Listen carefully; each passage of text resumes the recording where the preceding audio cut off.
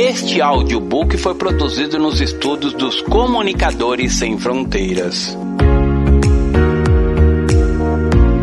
Vivendo de acordo com a palavra. Autor, Pastor Márcio Valadão. Uma publicação da Igreja Batista da Lagoinha. Edição, outubro de 2009. Introdução. Neste audiobook quero compartilhar com você, meu querido ouvinte, uma palavra pastoral e creio que esta fará uma mudança maravilhosa em seu coração. Peço ao Senhor que as audições feitas repletas da glória dele, transformando as vidas que estão ouvindo este livro. Posso desde agora sentir o mover do Espírito Santo de uma forma gloriosa, salvando, libertando e edificando. Antes de iniciarmos nossa audição, o convido a orar comigo. Senhor, recebemos a Tua palavra com cada vírgula, com cada acento e pontuação, pois queremos nos fazer semelhantes ao Teu Filho amado Jesus. Queremos ajustar a nossa vida segundo os preceitos do Senhor.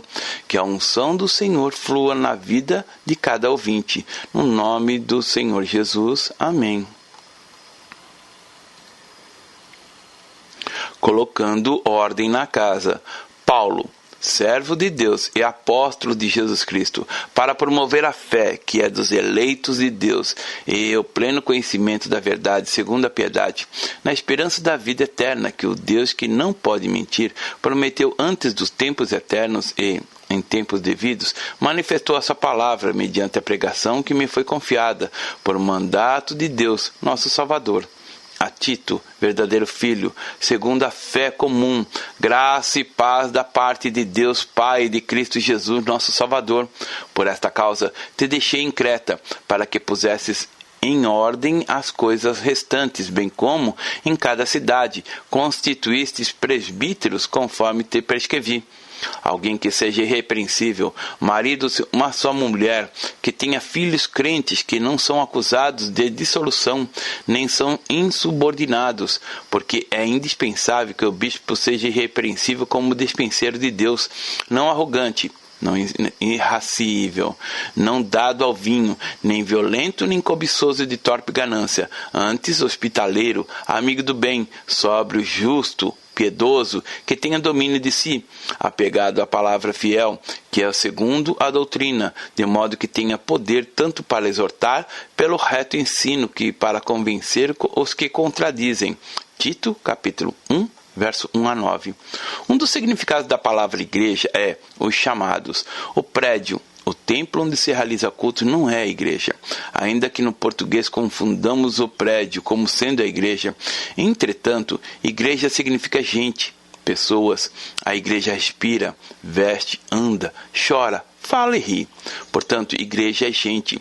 O prédio que frequentamos, onde nos reunimos, serve tão somente para nos abrigar. No original grego, a palavra igreja significa os chamados. Nós somos os chamados, ou seja, somos raça eleita, sacerdócio real, nação santa, povo de propriedade exclusiva de Deus, a fim de proclamardes as virtudes daquele que vos chamou das trevas para a sua maravilhosa luz. 1 Pedro, capítulo 2, verso 9. Mas Deus nos chamou para quê? Você já se perguntou e já parou para responder essa pergunta?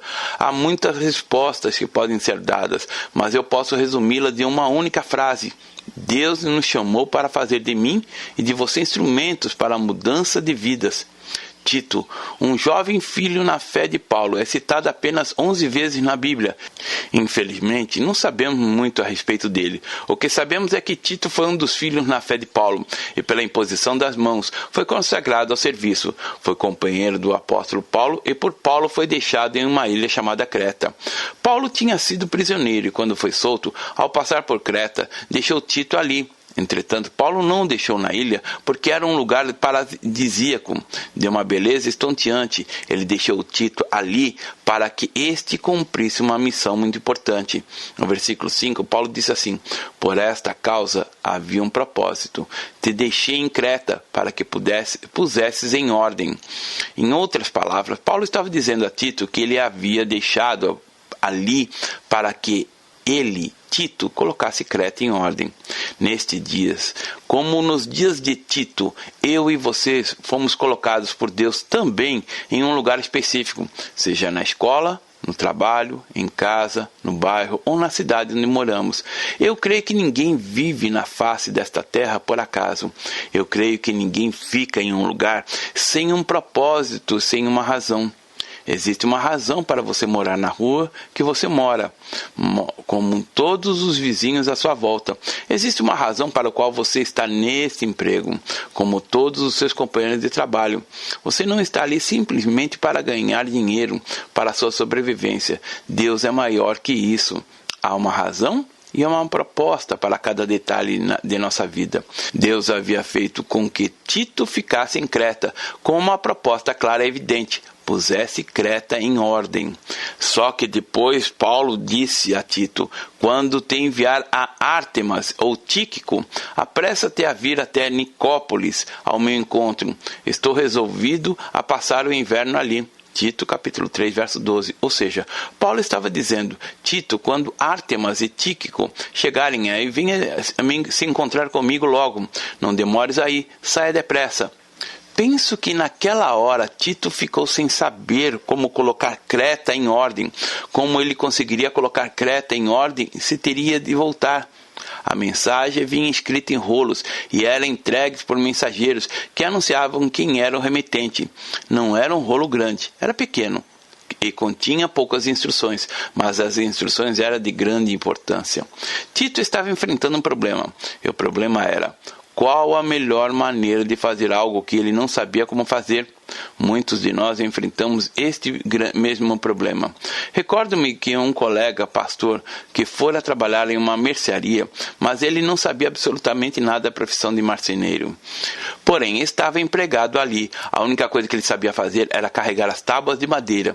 Então, ele pegou uma prancha de madeira e andou por 3 semanas, de um lado para outro com ele nos ombros. Era a única coisa que ele sabia fazer. Ele não sabia como transformar aquela madeira em alguma coisa útil.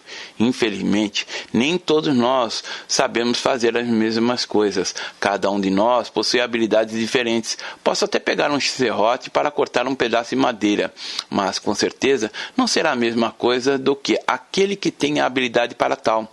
Nem todos fazemos tudo e bem feito. Algumas eu irei fazer melhor que você, outras com certeza você fará muito melhor do que eu. Com Tito não foi diferente. Então Paulo escreveu esta carta para Tito, lembrando a ele daquilo que era o seu trabalho para fazer. Você vai colocar em ordem. E as palavras aqui no versículo 5 diz assim: por esta causa te deixei em Creta, para que pusesses em ordem as coisas restantes. A nossa língua portuguesa é uma língua bíblica, ou seja, nós falamos 80% de nossas palavras no latim, 16% de nossas palavras vêm do grego e 4% de outras línguas. Entretanto, os 16% de palavras que nós falamos no grego, há uma palavra: para que pusesses em ordem. Ou para colocar em ordem, é a palavra grega orto. Quando contemplamos o homem de hoje e o homem de 2000 anos atrás, chegamos à conclusão que não há diferença alguma, porque o coração do homem é sempre o mesmo. Aparentemente, vivemos em um mundo diferente. Há 2000 anos não havia automóvel, não havia avião, não havia microfone e caixa de som. Tudo era rústico, mas as coisas eram tão difíceis quanto agora. Para se entregar as mensagens, as dificuldades eram maiores, mas as mensagens eram a mesma, como a mesma desde que surgiu a igreja. O coração do homem sempre será o mesmo vazio, as mesmas inquietações, os mesmos pecados, as mesmas dúvidas, as mesmas ansiedades, as mesmas depressões, porque o coração do homem não muda. O coração do homem é tão somente um só. Quando estamos na igreja, muitas vezes nos distraímos ali. Ficamos sem saber o que o pastor pregou. Lembro-me de certa vez em que recebemos a visita de um pregador que tinha uma deficiência física. Ele tinha uma mensagem do Senhor muito boa para o nosso coração, mas pelo fato de ele ter uma prótese no braço, as pessoas não prestaram atenção na mensagem, prestaram atenção somente no braço dele. E quando alguém perguntou o que o pastor havia pregado, eles não puderam responder. Não sabiam nada a respeito da pregação que ele fizera. Entretanto, elas se lembravam de um detalhe: o braço do pastor. Naquele tempo, como nos dias atuais, existem muitas coisas para nos distrair. A mensagem que o Senhor tem proclamado para nós é de que fomos chamados para sermos instrumentos de transformação de vida. Um dos problemas em Creta era a distração das pessoas. Havia uma necessidade urgente de se colocar as coisas em ordem. A igreja, o povo de Deus em Creta, não estava causando nenhum impacto naquele lugar. Se formos contemplar hoje a igreja do Senhor em algumas partes do mundo, com o nosso coração quebrantado, com certeza afirmaremos essa mesma verdade. A verdade não está causando impacto nesses lugares. Nessa carta a Tito, Paulo nos desafia a sermos o horto de nossa cidade, a fim de que coloquemos as coisas em ordem e que possamos trazer a mensagem do Senhor a cada cidadão desta terra. Tito começou a compreender a sua responsabilidade e de consertar a ilha, e a sua responsabilidade é consertar o seu lar, o seu trabalho, a sua escola, ou seja, colocar em ordem. O horto é você, sou eu, somos nós, o povo de Deus. Deus nos colocou aqui na nossa Creta com um propósito pré-determinado. Ele não nos colocou aqui simplesmente para que cruzássemos os nossos braços e deitássemos em uma rede de mordomia da sombra e água fresca. Não foi para isso que o Senhor nos chamou. Existe uma razão para você colocar as coisas em ordem. Tito, naquele momento, ficou sem saber o que fazer. Ele estava como que perdido naquela situação, e ele deve se ter perguntado: como eu posso colocar isso tudo em ordem? O que eu preciso fazer? O que eu devo fazer? Muitas vezes achamos que colocaremos a cidade em ordem apenas trazendo pessoas para a igreja. Entretanto, se todas as igrejas evangélicas estivessem cheias, superlotadas com cultos variados aos domingos, ainda assim, nós não estaríamos alcançando nem 5% da população. Impactando vidas. Então, como iremos conseguir cumprir esse mandamento do Senhor? Muitas vezes não adianta fazermos muita propaganda e muitas programações, porque as pessoas não serão salvas apenas ouvindo mensagens de um púlpito. As pessoas serão impactadas com o evangelho do dia a dia. É no trabalho, na escola, em casa. É por onde você anda. É no lugar onde você mora. Existe um propósito especial de Deus para a sua vida. O de ser instrumento nas mãos dele. Um instrumento de transformação. Quando Paulo começou a encorajar Tito, dizendo que ele deveria transformar, colocar a ilha de Creta em ordem, Tito, naquele momento, deve ter perguntado: como? E o interessante é que Paulo usou um método bastante simples. Parafraseando o texto, Paulo disse: Tito, você e os irmãos da igreja devem viver o que vocês pregam. O maior impacto que os formadores de opinião de uma sociedade podem causar não é somente com a pregação falada, mas, o mais importante, a pregação que pode ser vista.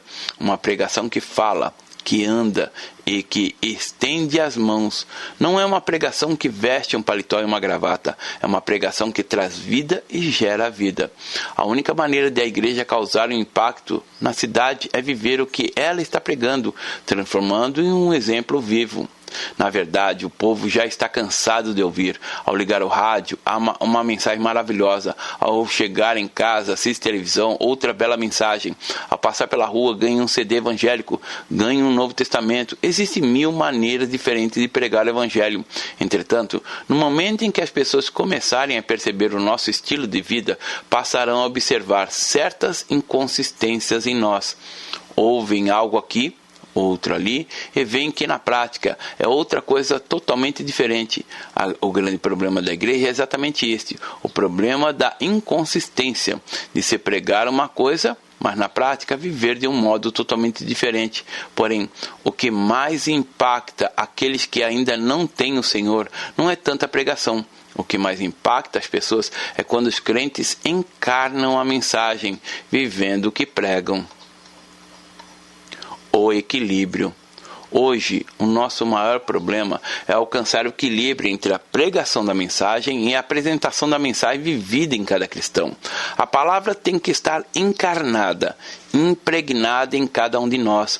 Não são poucas as vezes em que até queremos viver a mensagem, mas infelizmente temos vivido como Jonas. Veio a palavra do Senhor a Jonas, filho de Amitai, dizendo: dispõe-te, vai à grande cidade de Nínive e clama contra ela, porque a sua malícia subiu até mim. Jonas se dispôs, mas para fugir da presença do Senhor, para Tarsis, e tendo descido a Jope, achou um navio que ia para Tarsis. Pagou pôs a sua passagem e embarcou nele, para ir para Tarsis, para longe da presença do Senhor. Mas o Senhor lançou sobre o mar um vento forte, e fez-se no mar uma grande tempestade, e o navio estava a ponto de despedaçar. Então os marinheiros, cheios de medo, clamavam cada um ao seu Deus, e lançando ao mar a carga que estava no navio, para o aliviarem de peso dela. Jonas, porém, havia descido ao porão e deitado, e dormia profundamente. Chegou a ele o mestre do navio e lhe disse: que se passa contigo? Agarrado no sono, levanta-te, invoca o teu Deus. Talvez assim esse Deus se lembre de nós, para que não pereçamos. E diziam uns aos outros: vinde e lancemos sorte, para que saibamos por causa de quem nos sobreveio este mal. E lançaram sortes, e a sorte caiu sobre Jonas. Então lhe disseram: declara-nos agora, por causa de quem nos sobreveio este mal. Que ocupação é tua? De onde vens? Qual é a tua terra? E de que povo és tu? E ele respondeu: sou hebreu e temo ao Senhor, o Deus do céu, que fez o mar e a terra. Então os homens ficaram possuídos de grande temor e lhe disseram: que é isto que fizestes? Pois sabiam os homens que ele fugia da presença do Senhor, porque lhe havia declarado. Jonas capítulo 1, verso 1 a 10. Logo no início, Deus deu uma ordem a Jonas: dispõe-te, vai à grande cidade de Nínive e clama contra ela, porque a sua malícia subiu até mim. A história nós conhecemos. Jonas pegou um navio em sentido contrário. Subiu então uma tempestade e o navio quase afundou. Na tentativa de evitar um naufrágio, os marinheiros esvaziaram o navio, jogando fora o que estava nele. Foi quando encontraram Jonas no porão do navio. Declara-nos agora por causa de quem nos sobreveio este mal. Que ocupação é a tua? De onde vens? Qual é a tua terra? De que povo és tu? Ele respondeu: sou hebreu e temo ao Senhor, o Deus do céu, que fez o mar e a terra. Note que, na teoria, Jonas tinha a mensagem politicamente correta, ou seja, estava certinha. Jonas tinha uma mensagem, uma pregação correta, mas a sua vida não estava condizente com aquilo que ele estava pregando. E logo a seguir, os marinheiros, possuídos de grande temor, lhe disseram: que é isto que fizestes? Pois sabiam os homens que ele fugia da presença do Senhor, porque lhe havia declarado. Jonas sabia o que estava pregando e dizia: eu temo ao Senhor, o Deus dos céus, que fez o mar e a terra. Mas na prática, Jonas estava vivendo de uma forma totalmente diferente daquilo que ele estava anunciando para aqueles marinheiros. Eles ficaram estupefatos. Não foram essas palavras que eles disseram, mas a força de expressão foi a mesma. Que coisa! Um crente tem que se igualar à sua vida com a sua crença. Esdras, um modelo. Um exemplo de um pregador que vive o que prega encontramos no livro de Esdras. Esdras era um sacerdote que tinha uma mensagem forte para a reconstrução do templo de Jerusalém. Não houve conflito na vida de Esdras, porque ele soube equilibrar a mensagem com a sua própria vida. Então apregou ali um jejum junto ao rio Ahava, para nós humilharmos perante o nosso Deus, para lhe pedirmos jornada feliz para nós, para nossos filhos e para tudo o que era nosso. Porque tive vergonha de pedir ao rei exército e cavaleiros para nos defenderem do inimigo no caminho, porquanto já havíamos dito: a boa mão do nosso Deus é sobre todos os que te buscam, para o bem deles, mas a força e a sua ira contra todos os que nos abandonam. Nós, pois, jejuamos e pedimos isto ao nosso Deus, e ele nos atendeu. Esdras, capítulo 8, verso 21 e 23. É importante notar que Esdras já havia registrado para o rei Artaxerxes e sua mensagem de fé em Deus sobre as ninivitas, sobre os ladrões, sobre os salteadores e sobre os exércitos dos inimigos. Esdras não pediu ao rei soldados para protegê-los, porque ele havia dito para ele que a boa mão do nosso Deus é sobre todos os que o buscam, para o bem deles, mas a sua força e sua ira contra todos os que o abandonam. Ou seja, o Deus a quem nós servimos cuida de nós. O Deus a quem servimos é forte. O Deus a quem servimos vai à nossa frente. O rei estava disposto a dar tudo quanto Esdras lhe pedisse, mas por que Esdras não lhe pediu soldados? Porque Esdras soube conciliar seu pedido à sua mensagem de fé. Naquilo que ele cria era exatamente o que ele trazia para o seu dia a dia. E Paulo orientava a Tito: eu quero que você coloque a cidade de Creta em ordem, e o método para você colocá-la em ordem é uma só. Não existe outro método de transformação a não ser o próprio homem. É o homem o método de transformação que Deus usa. E ao lermos no primeiro capítulo essas instruções, encontramos Paulo dizendo a Tito colocar homens em Creta. Mas que tipo de homens? Homens que sejam verdadeiros modelos cristãos. A palavra modelo tem sido muito usada nos dias atuais. Normalmente, modelo é sempre uma pessoa muito bonita. Em uma loja, por exemplo, o que está na frente, na vitrine, nem sempre é um modelo, mas a roupa que este vestiu no desfile. Nos desfiles são apresentadas as tendências para a próxima estação, aquilo que será moda. E o objetivo deste é também despertar as pessoas ao consumo, o desejo de compra das roupas que foram apresentadas. Os modelos e manequins fazem parte dessa estrutura, pessoas bonitas, escolhidas a dedo para vestirem as coleções de inúmeras grifes. E diante de tanta beleza, muitas pessoas passam assim: bem, se eu comprar aquela camisa, ficarei bonita tanto quanto aquele modelo. A pessoa compra a roupa e ao mesmo tempo faz uma descoberta. A roupa não vestiu tão bem quanto vestiu aquele modelo. Mas será que ela tem a mesma altura dele? Será que o corpo físico é ao menos parecido? Mas parte da missão daquele modelo fora cumprida. Ele o levou a desejar aquela camisa. O modelo é preparado para provocar desejos nas outras pessoas. E o que o Paulo estava dizendo aqui é exatamente isso. O impacto na sociedade virá através de homens e mulheres que se transformam em verdadeiros modelos cristãos, ou seja, os seus vizinhos, os seus parentes, os seus colegas de trabalho, os seus colegas de escola estão olhando para você. Eles estão contemplando a maneira como você vive, estão vendo a beleza de Jesus em você. E se você for um modelo bom de Cristo, eles irão querer ter o que você tem. É interessante que Paulo não disse para Tito que, para colocar Creta em ordem, seria necessário fazer uma grande campanha de conferências, enchendo o estádio de Creta para a pregação do Evangelho, enchendo a cidade com faixas e outdoors. Não. Ele não foi a instrução de Paulo. O que Paulo disse foi: Tito, eu quero que você encha a ilha de homens que sejam totalmente comprometidos com o Evangelho, homens que venham a ser verdadeiros modelos cristãos. Infelizmente, falo com muita tristeza em meu coração, quando o incrédulo vê o crente, ele perde o interesse de ser cristão. E isso acontece quando vê o comportamento do cristão no seu lar, com as gritarias, com as brigas, com os palavrões, com os xingamentos, com a falta de compromisso em pagar o que deve, com a mentira, com a falta de amor e perdão. Agindo dessa maneira, não iremos causar nenhum impacto. Tito, a ilha de Creta deve ser restabelecida, portanto, escolha modelos de cristãos verdadeiros e invista neles, disse Paulo. O apóstolo, então, começou a identificar esses modelos, e o que chama a atenção é o fato de que esses modelos que Paulo descreveu não eram apenas para a liderança das igrejas, mas para todos os crentes.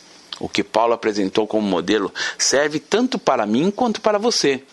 Alguém que seja irrepreensível, marido de uma só mulher, que tenha filhos crentes que não são acusados de dissolução, nem são insubordinados. Tito capítulo 1, verso 6. Alguém que seja irrepreensível. Paulo não escreveu que deveria ser alguém perfeito, porque perfeito não encontraremos ninguém. Mesmo os modelos mais bonitos têm defeitos. Entretanto, nós podemos encontrar pessoas irrepreensíveis. Uma pessoa irrepreensível é aquela que não traz vergonha à causa de Cristo. Uma pessoa irrepreensível sabe obedecer às leis, é obediente e tem temor da palavra de Deus, como tem temor das leis dos homens. Muitos cristãos acham que devem obedecer apenas à palavra de Deus, mas não obedecem aos pais e tampouco têm temor às autoridades estabelecidas. Há 3 áreas distintas para descrevermos a palavra irrepreensível: em casa, no dia a dia e na doutrina. Alguém que seja irrepreensível, marido de uma só mulher, que tenha filhos crentes que não são acusados de dissolução, nem são insubordinados. Tito, capítulo 1, verso 6. Não há nada mais que possa causar um impacto tão grande na sociedade do que um lar que teme os princípios da palavra de Deus. Nós sabemos que Deus estabeleceu 3 instituições para reunir as pessoas: o lar, a nação e a igreja. E o alvo preferido de Satanás hoje é a família. A família está vivendo nos dias de hoje um momento terrível de desagregação. Não são poucos os maridos que não reconhecem seu papel dentro de casa. E eu quero falar para você que é marido, o chefe de família. A palavra de Deus diz: o que acha uma esposa, acha o bem e alcançou benevolência do Senhor. Provérbios capítulo 18, verso 22. Nós temos ensinado a todas as pessoas que se casam que ninguém deve casar para ser feliz, mas para fazer o outro feliz. Deus te deu uma esposa, não foi para ser empregada, aquela que lava a roupa e faz a sua comida. Deus te deu uma esposa para vocês conhecerem mais de Deus e de sua fidelidade, para causar impacto na vida das pessoas. E para isso é preciso que você, esposo, realmente procure viver o princípio que diz: maridos, amai vossa mulher, como também Cristo amou a igreja e a si mesmo se entregou por ela. Efésios capítulo 5, verso 25. Cristo nos amou não porque fôssemos dignos do amor dele, entretanto, ele escolheu nos amar. Quando você se transforma em um modelo de marido, isso causa impacto. Seus colegas de trabalho sempre irão olhar para você e farão um questionamento como este: mas você faz isso? Você trata sua esposa assim?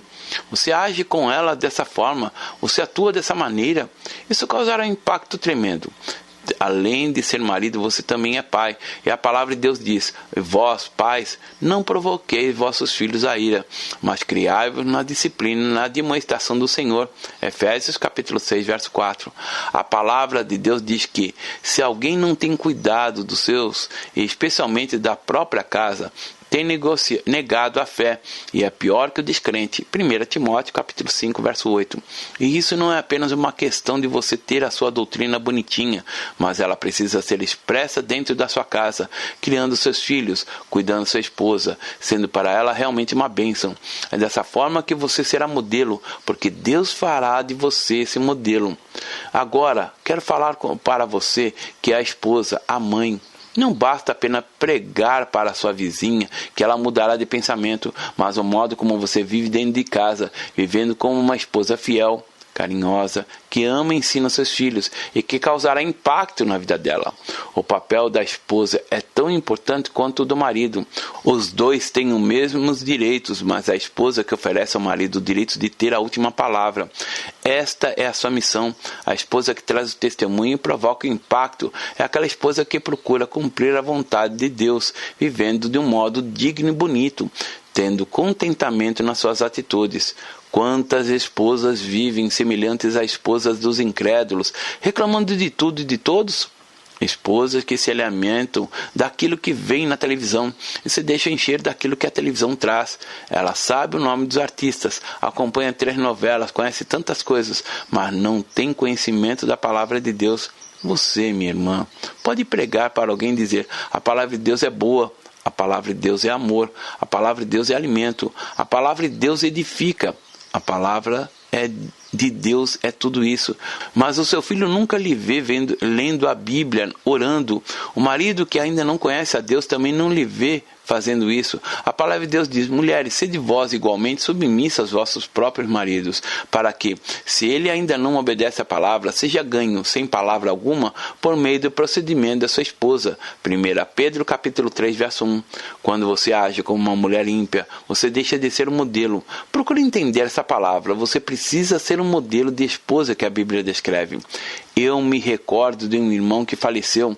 No funeral, a esposa pegou a Bíblia dele e foi lendo até chegar nesse versículo de Provérbios: mulher virtuosa, quem achará? O seu valor muito excede o de finas joias.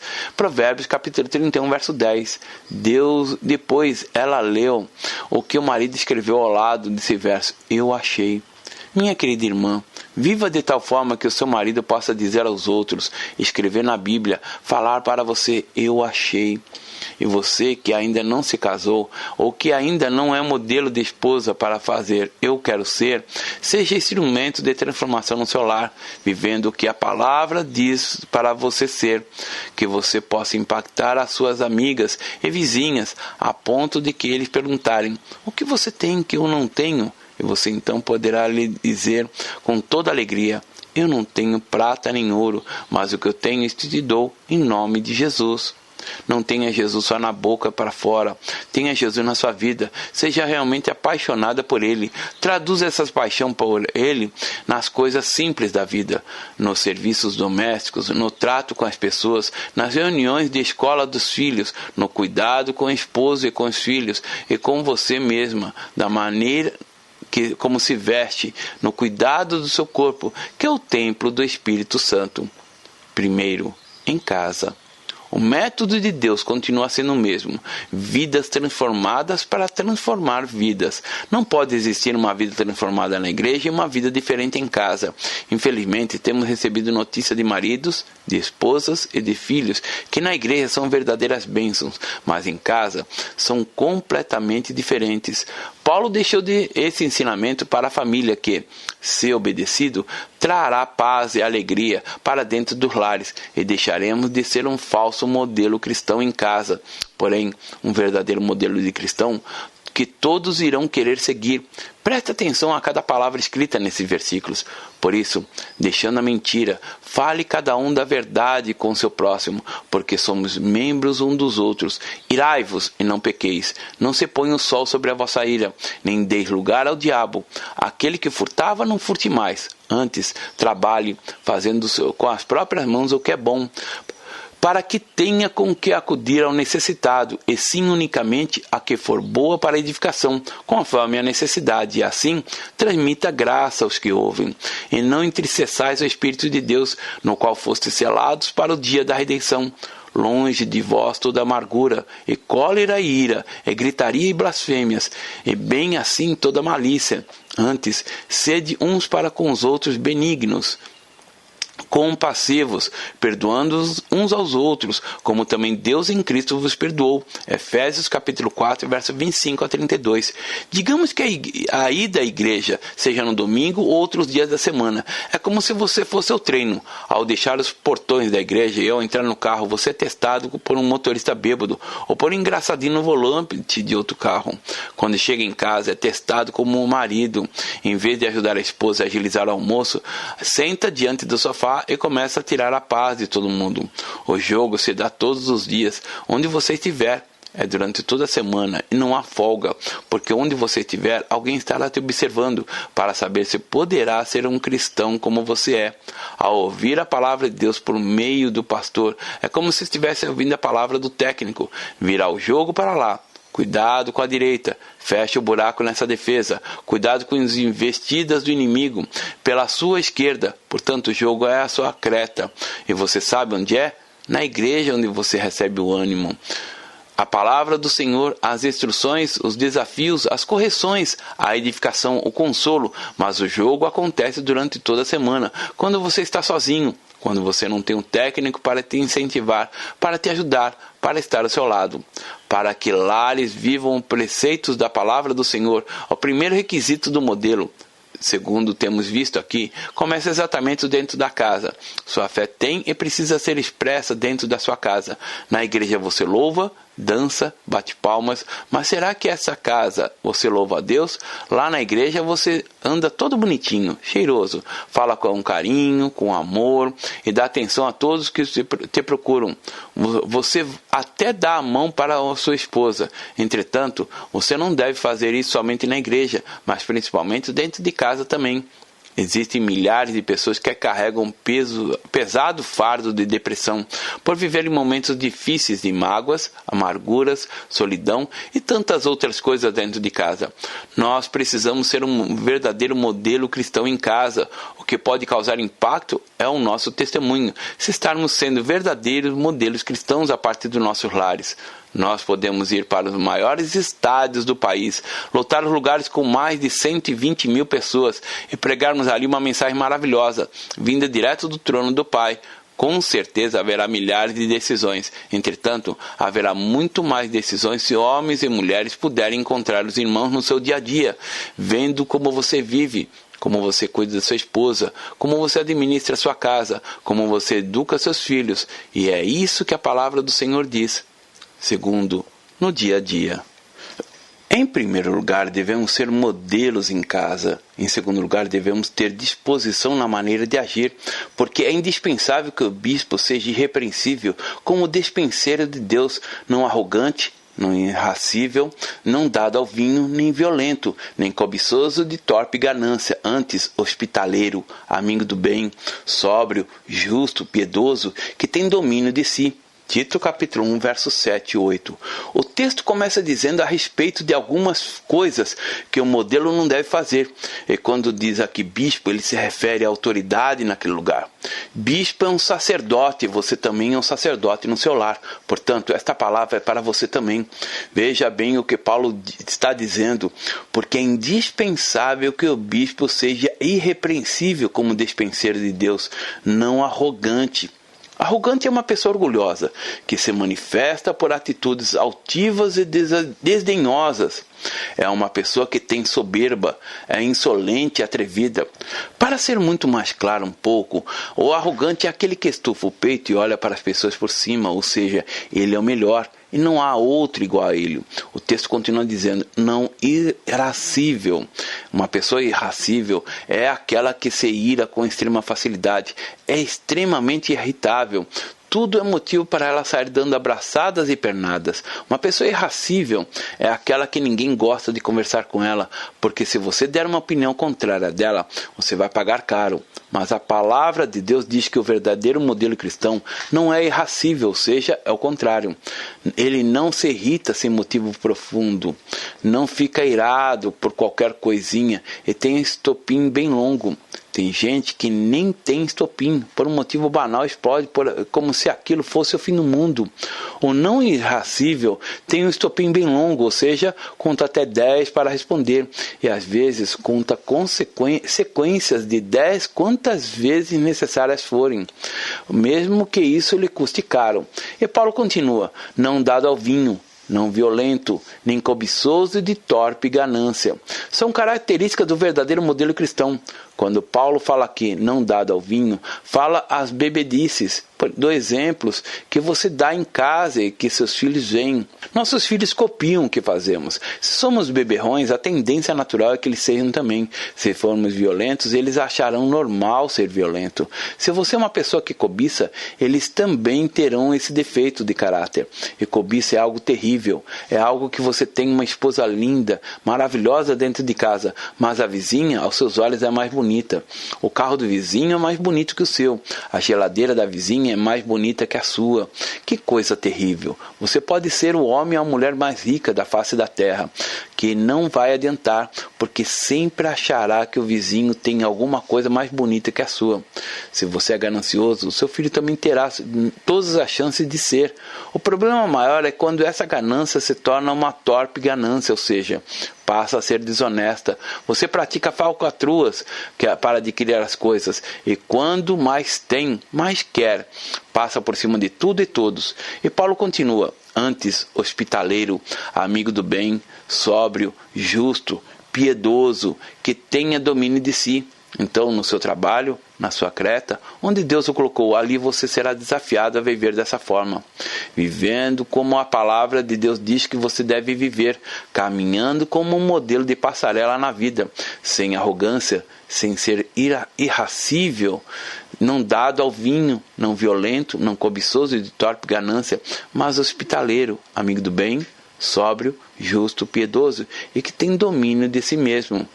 Terceiro, a doutrina. Em primeiro lugar é o lar. Em segundo lugar é a vida do dia a dia. E o terceiro lugar é a doutrina. Vejamos, apegado à palavra fiel, que é segundo a doutrina, de modo que tenha poder tanto para exortar pelo reto ensino, como para convencer os que se contradizem. Tito capítulo 1, verso 9. Muitas vezes invertemos a posição das coisas. Queremos primeiro apresentar a doutrina, depois queremos apresentar a nossa vida e por último apresentar nosso lar. Entretanto, o modelo que o Senhor deseja espalhar pelo mundo é, em primeiro lugar, o modelo do lar, depois o modelo de vida, em terceiro lugar, os modelos que vivam de acordo com a palavra. Coloque a sua creta em ordem. Você deve saber o que está errado em sua creta. Afinal, você sabe tudo o que está acontecendo nela. Você sabe o que está acontecendo de errado na sua casa, no seu trabalho, na sua vizinhança. E nós sabemos o que é de errado no nosso próprio país. Mas como colocar tudo isso em ordem? Simplesmente criticando, omitindo? Porquanto aos que de antemão conheceu, também os predestinou para serem conforme a imagem do Filho de Deus, a fim de que ele seja o primogênito entre muitos irmãos. E aos que predestinou, a esses também chamou. E aos que chamou, a esses também justificou. E ao que justificou, a esses também glorificou. Romanos capítulo 8, verso 29 e 30. Eu e você fomos chamados por Deus para sermos conforme a imagem do seu Filho, a imagem de Jesus. As pessoas muitas vezes dizem assim: olha para Cristo, não olhe para o homem. Mas a Bíblia não diz assim. A única maneira das pessoas verem a Cristo é em nós. Paulo disse assim: sede meus imitadores como também eu sou de Cristo. 1 Coríntios capítulo 11, verso 1. Será que os homens têm visto Cristo em nós? Será que a nossa vida realmente tem sido esse modelo que Deus quer? Nós somos o único instrumento na mão de Deus, instrumentos de transformação de vidas. O meu desejo é que, ao terminarmos de ouvir este audiobook, possamos ter um único desejo, de sermos verdadeiros cristãos, modelos para a glória de Deus. Talvez você esteja vivendo em erros, aparentemente em derrotas, porque sua creta está em desordem, a sua casa está em desordem, o seu trabalho está em desordem. Na sua escola, você não tem provocado aquele impacto, mas o Senhor levantou você e o colocou ali para você colocar essas coisas que estão em desordem em ordem. A única maneira de você colocar as coisas em ordem é através do equilíbrio da pregação com a sua vida. A sua vida tem que ser aquilo que você prega. Você tem que viver o que você prega, começando dentro da sua própria casa, começando com a esposa, com o esposo, com os filhos, e passando para eles o princípio da palavra. E no dia a dia será aquela pessoa segundo o coração do Senhor. Que a sua doutrina seja firme e fiel no nosso Deus e Pai. E para encerrarmos essa audição, façamos uma oração. Pai, nós temos semeado a Tua palavra por fé em Tuas promessas, crendo na Tua fidelidade, que Tu és capaz e que Tu podes o que Tu queres fazer muito além do que nós pedimos e pensamos. Louvamos-te, Senhor, porque Tu tens estabelecido a igreja para ser um modelo segundo o Teu coração, porque Tu tens estabelecido a minha vida e a vida de cada irmão e de cada irmã, para sermos verdadeiros modelos cristãos, para inspirarmos o desejo nas pessoas de que querem ter de nós temos, o que é o próprio Senhor Jesus. Eu sei que não é por força nem violência, mas pelo Teu Espírito, Senhor, que Tu possas fazer com que esta palavra, anunciada na sua simplicidade, possa explodir em cada coração, com aquele desejo tremendo de querer realmente ser modelo para a glória do Teu próprio nome. Pai, que os homens possam Te ver, Te ouvir, Te sentir através da nossa vida. Senhor, queremos impactar a nossa cidade com o Teu Evangelho, com esta mensagem, mas acima de tudo queremos encaminhar esta mensagem, vivê-la para o louvor da glória do Teu nome, em nome de Jesus. Amém. Deus abençoe. Pastor Márcio Valadão. Jesus te ama e quer você. Primeiro passo, Deus o ama e tem um plano maravilhoso para a sua vida, porque Deus amou o mundo de tal maneira que deu seu Filho unigênito para todo aquele que nele crê não pereça, mas tenha vida eterna. João capítulo 3, verso 16. Segundo passo, o homem é pecador e está separado de Deus, pois todos pecaram e carecem da glória de Deus. Romanos capítulo 3, verso 23, parte B.